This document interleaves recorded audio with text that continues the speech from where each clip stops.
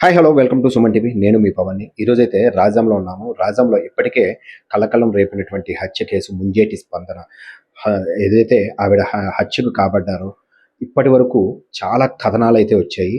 ఏంటంటే తను కేవలం బంగారం కోసం మాత్రమే తనని హత్య చేసుంటారని, అదేవిధంగా ఆవిడ కుమారుడిని కూడా హత్య చేసుంటారని కొన్ని అనుమానాలైతే వచ్చాయి. అయితే ఏది ఏమైనప్పటికీ పోలీసులు ఎంతో చాకచక్యంగా కేసుని ఛేదించి హత్య చేసింది ఆవిడ యొక్క కుమారుడు మరియు తన యొక్క స్నేహితుడు ఇరువురు కలిపి హత్యకు పాల్పడ్డారు అనే విషయం ఈరోజు రాజా మొత్తం కూడా జీర్ణించుకోలేని పరిస్థితిలో ఉంది. అయితే ఈరోజైతే ఆ స్పందన గారి యొక్క ఇంటి దగ్గరికి వచ్చాము. చనిపోయినటువంటి స్పందన గారి యొక్క భర్త అయితే ఈరోజు ఉన్నారు. అయితే ఆవిడకు ఏకైక కుమారుడు ఒక్కలే. మొత్తం ముగ్గురితో ఎంతో చక్కగా అన్యోన్యంగా కలిసిమెలిసి ఉంటున్న కుటుంబం ఈరోజు ఒంటరితనాన్ని అయితే మిగిల్చిందని చెప్పవచ్చు. ఈరోజు స్పందన గారి యొక్క భర్త అయితే ఉన్నారు.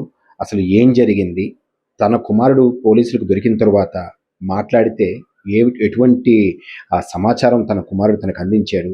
సో ఈరోజు ఆయన జీవిస్తున్నటువంటి పరిస్థితి, ఆ ఇంటి పరిస్థితి ఎలా ఉందని కూడా ఆయన మాటలో తెలుసుకుందాం. సార్ నమస్తే. సో మీ భార్య హత్యకు కాబడింది. ఫస్ట్ మీకు ఆ హత్యకు కాబడిందని ఎలా తెలిసింది? మీరు ఏం చేస్తుంటారు? నేను ఫోటోగ్రాఫర్ని సార్. నేను 1:30కి లంచ్కి వచ్చాను సార్. ఇంటికి లాక్ వేసింది. లాక్ వేసిన తర్వాత నేను మా మిస్సెస్ వాళ్ళకి ఫోన్ చేయడం జరిగితే స్విచ్ ఆఫ్ అని వచ్చింది. ఆ తర్వాత వాళ్ళ అమ్మగారి ఇంటికి వెళ్తానని మార్నింగ్ నాకు చెప్పారు.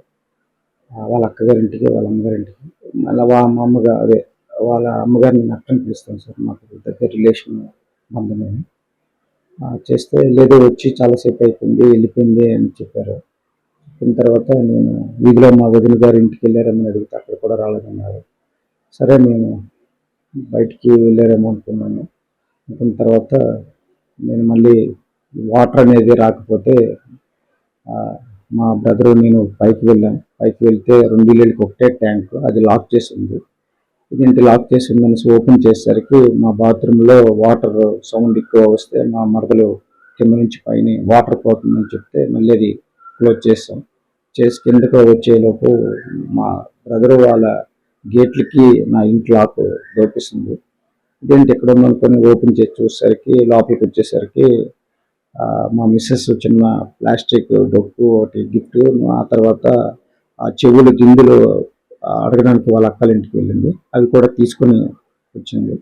వస్తే సరే వచ్చారనుకుని నేను బాత్రూంలోకి వెళ్ళేసరికి ట్యాప్ ఇరిగిపోయింది. ఉంటే నేను సరే ఓకే, ట్యాప్ ఇరిగిపోయింది కదా, ట్యాప్ కొనడానికి ఏమైనా వెళ్ళారేమో అనుకున్నాను ఇద్దరుని. ఆ తర్వాత వంటగదిలోకి వచ్చేసరికి భోజనం వంట చేసలేదు. ఈలోపు మా బ్రదరు మా మరదలు లోపలికి వచ్చారు నాతో పాటు. వచ్చిన తర్వాత వంట చేయలేదని అనుకుంటే సరే ఇక్కడ ఏదో తినేసి అక్కడ భోజనం చేసి మళ్ళీ గ్రౌండ్కి బాబు ఆడిన గ్రౌండ్కి వెళ్తే అక్కడ ఎవరు లేరు. ఆ తర్వాత స్కూల్కి వెళ్ళాము. స్కూల్ కాడ కూడా రాలేదని చెప్పారు. చెప్పిన తర్వాత నేను మళ్ళీ కాలేజీకి వెళ్ళిపోయాను. మళ్ళీ 3:30 ఈ టైం అప్పుడు ఒక 3 టైమ్స్ నా మిస్సెస్ వాళ్ళకి కాల్ చేయడం జరిగింది. స్విచ్ ఆఫ్ అని వచ్చింది.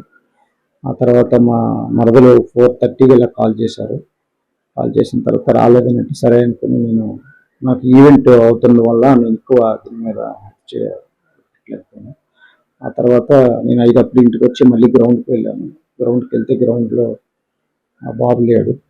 అక్కడి నుంచి మళ్ళీ మా అక్కగారికి ఫోన్ చేశాను. అక్క ఇది నుంచి స్విచ్ ఆఫ్ వస్తుంది, ఇంటికి ఇంతవరకు రాలేదు ఏంటి అనుకుని నేను మళ్ళీ వస్తే ఆవిడ సరే నేను ఇంటికి వస్తాను అనేసి ఆవిడ వచ్చారు. నేను వచ్చేసరికి మా అక్కగారు వచ్చారు.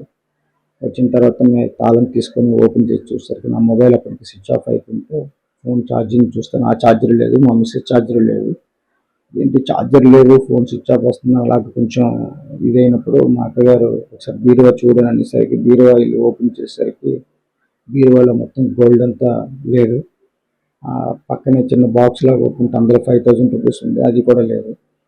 అప్పుడు అక్క దొంగలు వల్ల పడ్డారు మన ఇంట్లో అనేసరికి మా అక్కగారు మా పక్కనే మా మరదలు గారిని పిలవడం జరిగింది. నేను బయటకు వెళ్ళి మా వదిన గారిని పిలవడం జరిగింది. ఆ తర్వాత వాళ్ళందరూ చుట్టుపక్కల చూడనేసరికి వెళ్ళేసరికి మా మిస్సెస్ అక్కడ పడిపోయి ఉన్నారు. నేను పడిపోయిన వెళ్ళి దగ్గరికి వెళ్ళి వచ్చేసరికి చనిపోయి ఉన్నారు. నేను అనుకున్న బాబుని కూడా దొంగలు చంపేసి ఉంటారు అనేసి అనుకుని నాకు అసలు ఏం అర్థం కాలేదు.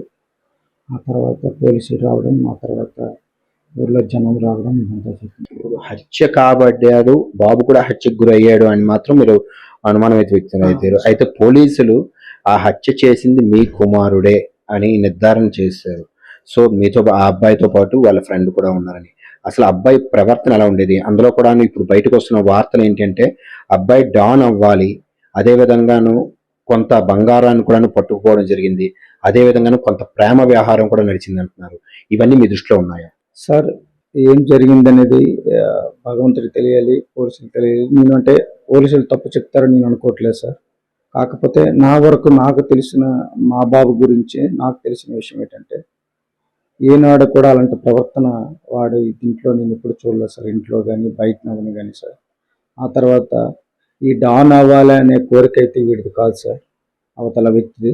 అది నాకు పోలీసులు కూడా చెప్పడం జరిగింది సార్. బయట ఫ్రెండ్స్ కూడా వాడు ఇప్పటి నుంచో వెబ్ సిరీస్లు ఇవన్నీ చూసి వాడు ఒక 4 రోజుల నుంచి ఇంటికి కూడా వాడు వెళ్ళకన్నా అక్కడక్కడ పడుకొని వాడంతా ఊరి మీద అంతా ఇది చేసుకునే టైంలో మా వాడు వాడికి కనెక్ట్ అయ్యాడు సార్. కనెక్ట్ అయిన తర్వాత ఇద్దరు కలిసి ఇది చేశారు అనేసి పోలీసులు మాకు చెప్పడం జరిగింది సార్. ఇప్పుడు మీ వాడు మొబైల్ కూడాను పోలీసులు కానీ అబ్జర్వ్ చేస్తే చాలా వెబ్ సిరీస్లు, ఇలాంటివి క్రైమ్ వెబ్ సిరీస్లు కంటిన్యూ చూస్తున్నాడు. అదే విధంగా హత్యకు ఏదైతే వెపన్స్ కావాలో అవి అమెజాన్లో కూడా ఆర్డర్ పెట్టడం జరిగింది. అది చెప్పారు సార్ నాకు, పోలీసులు చెప్పడం చెప్పారు. కానీ అది మరి అంటే వేరే వాళ్ళ మొబైల్లో అది ఒక 1 year బ్యాక్ ఎప్పుడో అది అమెజాన్లో బుక్ చేశారు అనేసి చెప్పారు సార్. కాకపోతే మా బాబు ఏంటంటే ఇప్పుడు కూడా డబ్బులు అడగడం కానీ, లేదంటే ఇది కావాలని ఒక డిమాండ్ చేయడం కానీ, లేదనంటే అల్లరి మోకలతో తిరగడం కానీ, గ్రూపులతో ఉండడం కానీ అలాంటిది ఇప్పుడు కూడా లేదు సార్. ఒక్కడే ఆటకి వెళ్ళేవాడు, ఆటకు వచ్చేవాడు. ఏదైనా రాత్రి 6:30, 7 అయితే ఇంటికాడే ఉండేవాడు సార్. సండే అయితే మా ముగ్గురు ఇంట్లోనే ఉండేవాళ్ళం. అలాగే ఎప్పుడూ లేదు సార్. మొన్న కూడా 10th క్లాస్ 5:25 వచ్చిన తర్వాత, నాన్న నీకు గేట్ కావాలంటే రిమోట్ కార్ కావాలన్నా అన్నాడు సార్. రిమోట్ కార్ కొనడానికి వెళ్ళాము. వెళ్తే అక్కడ అది 1200 రూపాయలు ఉంటే, నాన్న అంత రేట్ చేయదు ఇది వద్దులే అనేసి చెప్పాడు సార్. ఆ తర్వాత వేరే షాప్కి వెళ్ళాము. అక్కడ వాడికి కార్ నచ్చింది కానీ ఆ రిమోట్ వాళ్ళ షాప్లో అది దొరకలేదు.